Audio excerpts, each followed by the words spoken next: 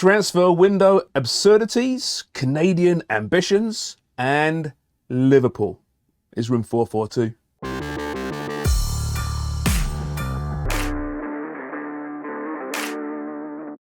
And welcome to room 442. Shaman, Vatanian, Peraria here with you. Crisis averted. Liverpool back to winning ways on this day, winning against Wolves in the FA Cup. Replay off to the fourth round. So their cup ambitions looking pretty good. Champions League, FA Cup. But let's look at Liverpool right now, shall we? This season in the league compared to this time last season in the league. 18 games in. Second place last year, 9th so far this year. Look at the goals for. 34 compared to 50. 25 compared to 15. That goal differential is just massive. And obviously, as a result, the points differential is enormous there as well. Listen, today's a good day for Jurgen Klopp, given what happened on the weekend and last week and the week before then, of course. It is halfway through the campaign, though, Albert. Is this thing fixable, do you think, this season, or is there a rebuild needed? It depends. What do you mean by fixable? Well, top four football. Forget the title right now. I don't think that's even possible. But certainly top four. On the outside, there's enough points remaining to slide in there if everything goes right. Yeah. 10 points off fourth. Again, United team that's flying, Newcastle, Arsenal, Manchester City. I think top four is done. Getting into a European spot, potentially Europa League, possible. Conference League, also possible. I know as much as you love that. Just growing on me. But just looking at those stats on that board, what was glaring to me, I can accept the goals for being down based on how many attackers been out, but defensively to double goals against this time around, it's kind of unacceptable. I know we talk about Virgil van Dijk and how he hasn't been the same since the injury, but regardless, he's still one of the top center backs in the world. And for whatever reason, he can't, and I'm just blaming him, but he can't get that back line sorted. And it's not just him. I understand there's issues in the midfield, but they need to be better defensively and more organized, which they were against this Wolves side. With that said, Wolves did make 7 changes. Yeah, no, exactly. But, you mentioned the midfield there, and it's interesting because a year ago, Henderson, Fabinho, and Thiago, if they were all healthy together, which is very, very rare, was for sure the go-to middle three, right? A year later, that's too old. That's too slow. That's too broken down. It's amazing how a year changes everything in football, Sarah, because this team last year, second place, all the cup finals, they won 2 cups, and now here we are, and they're struggling. I mean, this goes, I think, throughout the 11, obviously at defense being number 1, but this team has to address the midfield. Yeah, of course, and it pains me to say it, but your boy Henderson is one of the ones I'm looking at alongside Fabinho and even Thiago. I feel like since he's come to Liverpool, he's been injured several times, of course. But there's been little moments of brilliance, but besides that, he hasn't really been that great. And I love him as a player and almost hope that maybe he should go somewhere else because it doesn't seem to be working. But yeah, maybe also they need to stop relying on players like Henderson and Fabinho because they just aren't getting the They're job. aging quickly, right? Yeah. But what does rebuild look like at this point for this team? Because unlike other sports, you can't tank and get a high draft pick, right? This is a team that has to rebuild slowly, but also succeed because they got to finish in the very least Europa League spots. I mean, top 4 really is the goal. Yeah, they have to be in Europe. And the way Liverpool do their business, they don't just go out and splash the cash, right? They keep the books pretty balanced. And it's difficult to maintain, a top 4 place in the Premier League when you're doing that, when you see the likes of Chelsea spending the way that they're spending. Liverpool can't do that. And they have to be strategic, which I think Klopp and the rest of Liverpool have been. But in the midfield, there is a massive concern, as you mentioned. I mean, we were hoping, Jordan Henderson would have some sort of resurgence after the World Cup, not happening. And I think they were expecting a lot from Naby Keita as well, from when they signed him to kind of lead the next generation of midfield for Liverpool. And that hasn't been the case. But with that said, after seeing him and Thiago against Wolves, I know it was a weakened Wolves sides, but they had a good balance there. And if Naby Keita can live up to what they hope he can live up to, that could be a potential midfield partnership. It was much better, for sure. As for Klopp, I mean, listen, he's a legend there. He'll be embossed in bronze one day, eternally, with Bill Shankly and Kenny Dalglish. But at what point does a manager kind of outstay his welcome? I'm not saying the point is there yet with Klopp, or am I? He's been there a long time, 6-7 years now.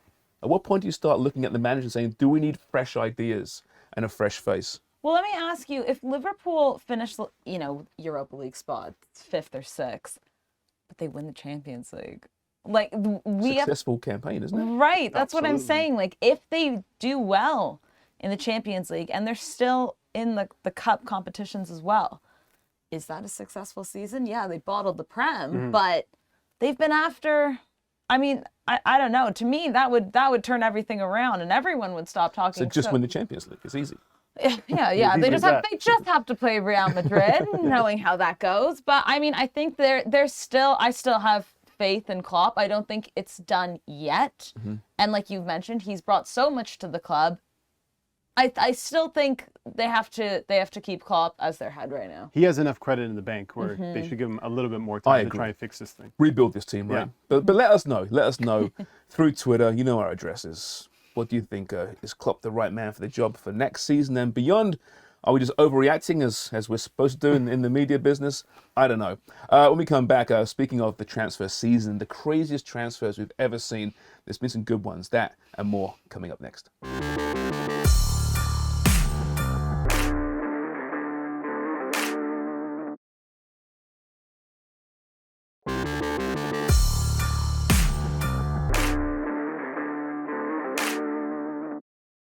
With just over 2 weeks left in the transfer window, which players could still be on the move this month in the Premier League? First up is Chelsea's Conor Gallagher, who spent a 2021-22 campaign on loan at Crystal Palace. His 8 goals in 39 games earned the midfielder a return to Stamford Bridge and a place in Gareth Southgate's World Cup squad for Qatar. But the 21-year-old has been limited so far to just 8 starts for Chelsea this season, and Patrick Vieira is keen to bring the player back to Selhurst Park. Gallagher is a shot of Premier League minutes if he makes a switch, but would a return to the Eagles represent a backward step for the highly rated midfielder? Another option could be a January move to Newcastle, with Eddie Howe considering a triple sweep for Gallagher, Ruben Loftus-Cheek and Hakim Ziyech. All three have slumped down their pecking order with the arrival of João Felix and Mykhailo Mudryk, and the trio would likely welcome a move to the high-flying and high-paying Magpies. But with Newcastle having gelled under Howe and enjoying consistent progress in the league, would a sudden influx of players actually help or hinder their season? Arsenal missed out on Mudryk at the 11th hour, but Mikel Arteta's side still have plenty to do in the window. Their search for an attacker will now focus on Juve's Dusan Vlahovic, who almost joined the Gunners last January and has notched up 16 goals in 36 Serie A games. And finally, with Liverpool suffering their worst start to a season under Jurgen Klopp, the Reds could look to bolster their midfield with a move for Ruben Neves of Wolves. The 25-year-old has 18 months left on his current deal at Molineux and could bring some much-needed steel to the Anfield starting 11. But according to Klopp, as mentioned, Liverpool have already spent their entire January transfer budget on £45 million man Cody Gakpo, which means the Reds may need to offload Alex Oxlade-Chamberlain this month before the 29-year-old leaves as a free agent in the summer. We do love a good transfer window here in Room 442. Now, the Daily Star, a very reputable publication in England, put together their top 20 craziest transfers of all time. And I love how Val Weghorst makes the cut right there. Somewhere, Albert Vertanian is weeping quietly to himself. Beckham back in 2007. Remember, he was just 31 years of age when that move happened, and it was enormous to come to MLS. Fernando Hierro, yes, he was a Bolton Wanderers player once upon a time, and when Edgar Davids went to Barnet, it was one of the greatest moments in my career, that's for sure. A wonderful time for all football fans. Big names going to smaller clubs. Remember Roberto Mancini, once upon a time, was a Leicester player. Joey Barton went to Marseille, of all places, once upon a time. Cambiasso to Leicester. Of course, Ronaldo more recently to Al Nassr. And Ali Dia. Now, he was the cousin, I believe, of George Weah. And he got signed by Southampton when he wasn't even a professional footballer. It was one of the great moments in English football history. He played, I think, half a game. And they soon realized this guy's all a bit like me. Basically signed for a professional club, and pretty early on they found out he's not very, very good. As we welcome Mikey back into Room 442. All right, crazy transfers. What stands out to you, Sarah? One or two that have really jumped out over your life? Well, one was on that list with Carlos Tevez going to West Ham. From leading Corinthians to the trophy, he was linked to Barca, he was linked to Juve, and then he went to West Ham, along with Mascherano too. It was one of those moments where the world stood still for a few hours while the football media world went, huh? What? Surely not. Yeah. And in the end, it kept West Ham up. It sent Sheffield United down as well. I mean, it paid off in the end for them, but it was quite strange. I mean, there are several Barcelona transfers, especially in recent years, Paulinho, Braithwaite, we could name them all. But one other one that came to me that wasn't on this list, Fernando Torres to Chelsea from Liverpool. That was, for the price, I think you mentioned it off air, 50 mil. Yeah. And it was a bad time. It was a bad time for El Nino fans. Anyone that watched Liverpool that year knew that this guy was coming to the end. Mm-hmm. He'd lost his pace. He had no confidence. And the Reds went, okay, sure. And then I think they brought in Andy Carroll. So it wasn't very money well spent, put it that way. But crazy times. Mike, any stand out to you? Yeah, I saw a couple names on that board that not necessarily those moves that are on the board, but I'm thinking of a guy like Julio Cesar. Love it. To Toronto FC. Do you guys remember that? I remember it so well, yeah. Crazy it was that Julio Cesar, who was still, by the way, the #1 goalkeeper of Brazil during that time, make the move over to Toronto FC on loan from QPR. He went on to play at the World Cup, and technically, I guess he was a QPR player, but he was still with Toronto FC at that time. So it was Toronto FC's, I think, first ever player that was at the club go play at the World Cup, and he was the starting #1 for Brazil. So that was remarkable. Another one on there, Boyan to Montreal. I mean, this is a guy from Barcelona who had such high pedigree, and we're like, what's going to happen to him? And he ends up circling around, doing a couple stints in Europe, in England, and then he ends up landing with CF Montreal, and still never really lived up to the hype, I think, of the player that he could be. Some other MLS moves on there, because I saw David Beckham too, Steven Gerrard, Frank Lampard. How about Bastian Schweinsteiger signing with the Chicago Fire? Mm-hmm. I could go on and on and on, but there's a lot of MLS ones that come to mind. Out of Lampard, Gerrard, and Schweinsteiger, who had the better MLS career? I think it's Frank Lampard. I think it's probably Frank Lampard. Him and Pirlo, they did something at least. I'm not sure the other two really did anything, especially with Chicago. Chicago's a weird team. They keep attracting some pretty big names. Xherdan Shaqiri, the latest to play for the Fire, but they never really have taken that next level. So they're a weird one for me. When Rooney joined DC as well, that was a weird one, wasn't it? Because he's clearly done. We knew he was done. You know where he played his last game? Toronto. Here? It was at BMO Field. Was it eliminated really? in the playoffs. Toronto FC eliminated them. One that screams out craziness to me was when Thomas Gravesen joined Real Madrid from Everton. Now, Gravesen was a really good player, right? Defensive midfielder, did the job really, really well. And, of course, Real were kind of recovering from losing Claude Makelele, who kind of defined that role. But still, going to Real Madrid, of all places, for Thomas Gravesen was nuts. Since then, by the way, his story's crazy. So Gravesen now lives in Las Vegas. He's a poker professional. He's won apparently $100 million in winnings playing poker. And as rumors have it, one night he lost $54 million at the tables. $54 million at the tables. But God. That's an interesting dude.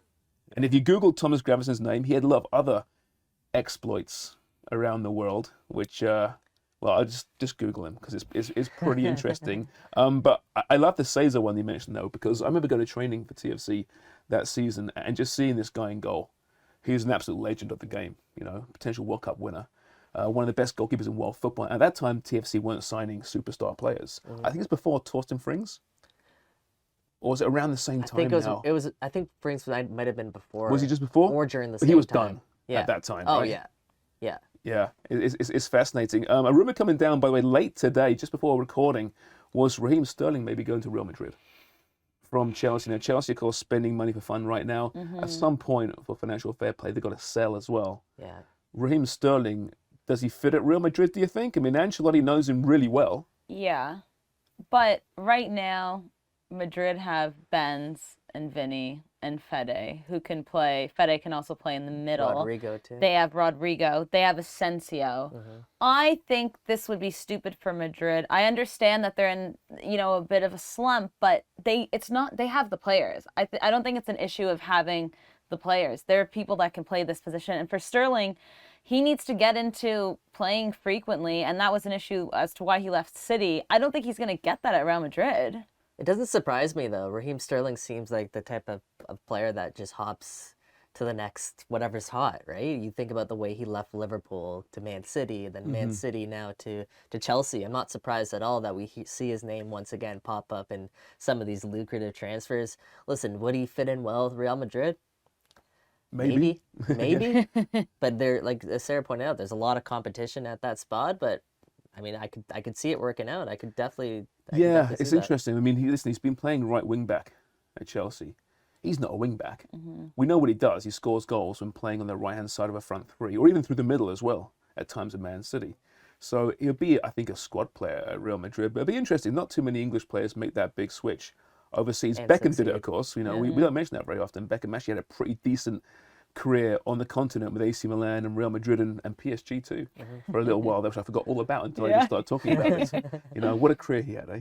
David Beckham. Maybe we'll do a block one day on Beckham. And how good actually was he?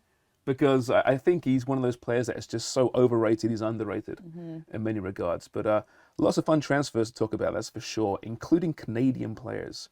And when we come back, we'll look at the Canadian kind of power structure of who's worth what and who could be the next on the way out. Mike has got us covered. That's Room 442, right after this.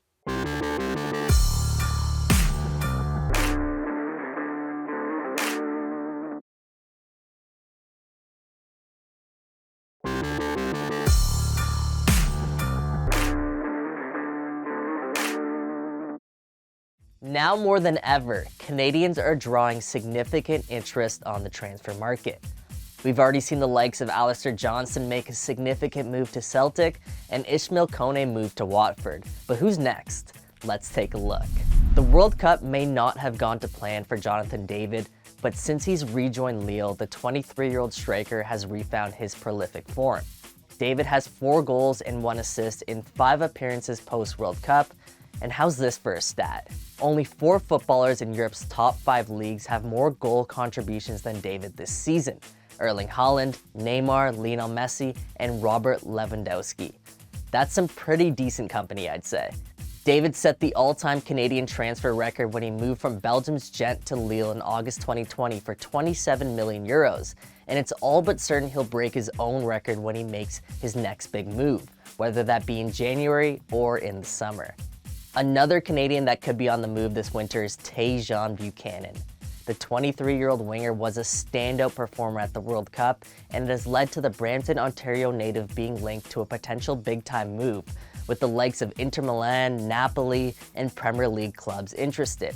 Club Brugge are said to be asking for $20 million for Buchanan's services, but aren't too keen to sell, with a pair of UEFA Champions League knockout round games against Portuguese league leaders Benfica coming up. And finally, Buchanan's teammate at Club Brugge, Kyle Larin, has been linked with a move away from Belgium after just 6 months. Larin has been used sparingly with Brugge, seeing the pitch for a total of just 363 minutes in all competitions, registering just 1 goal. Canada's all-time men's leading scorer, Larin is still just 27 years old. And while it hasn't worked out for him in Belgium, teams in Europe are still interested in the talented striker, with La Liga's Cadiz and his former club Besiktas reportedly at the top of the list.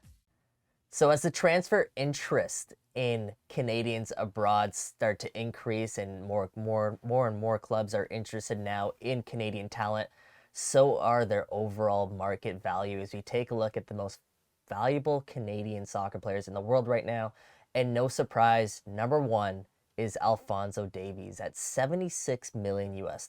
Now, he is the most valuable left back in world football right now, which just a testament just how great of a player that he is. And number 2 on that list, which is surprisingly not that far behind, is Jonathan David, who we just touched on a little bit there.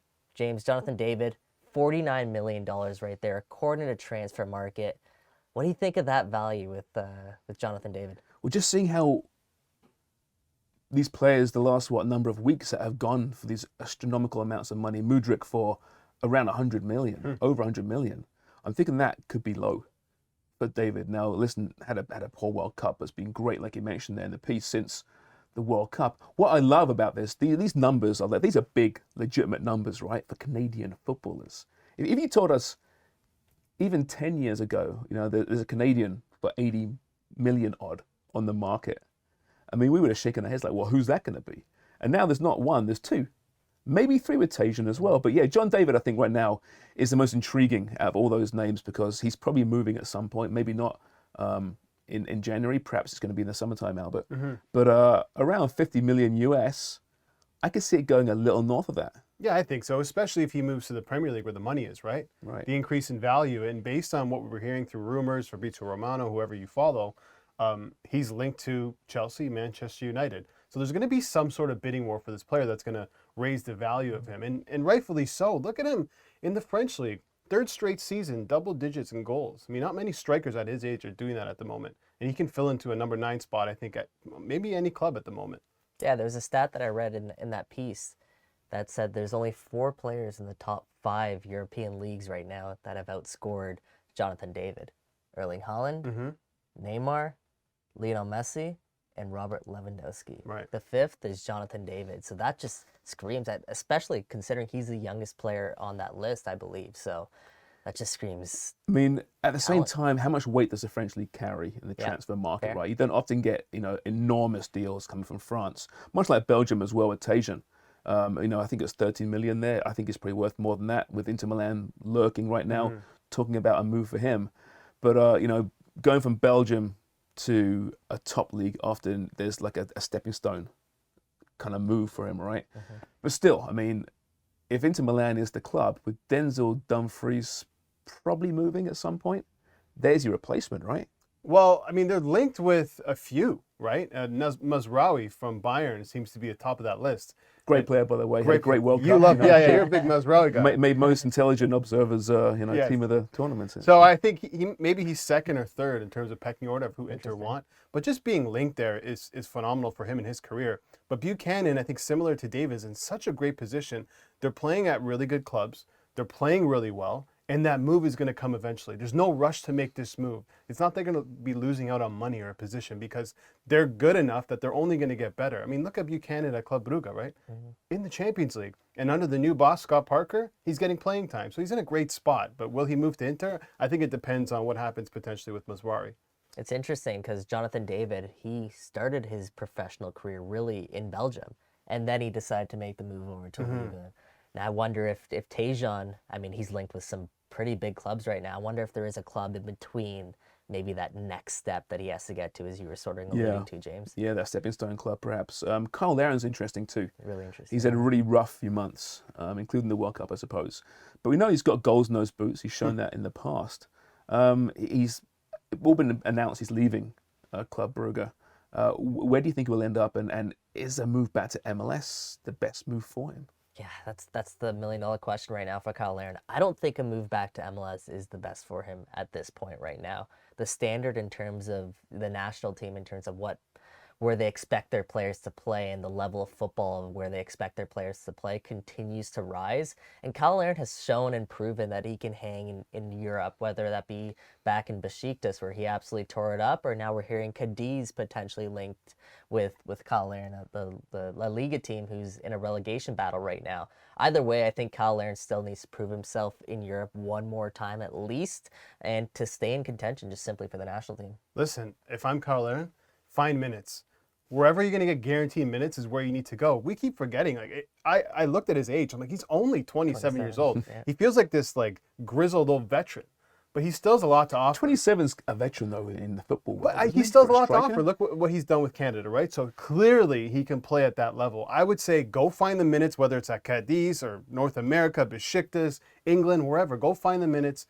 Get back some of that form and get back into that Canadian program. I would say though, before we sign off here, it's the most exciting transfer window in Canadian soccer history. Gotta be, yeah. Because all these guys could be moving, big names, so it's great. And listen, like I said, we love a good transfer window. We love our rumours, as you may have noticed from Room 442. But yeah, we'll see who makes the next big move, and if it's going to be David, if it's going to be January or the summer, and how much for. We shall find out. All right, well, great job, Mike. I enjoyed that. We'll keep track of all the Canadians overseas in the coming weeks and months. This is Room 442, back tomorrow, same time, same place.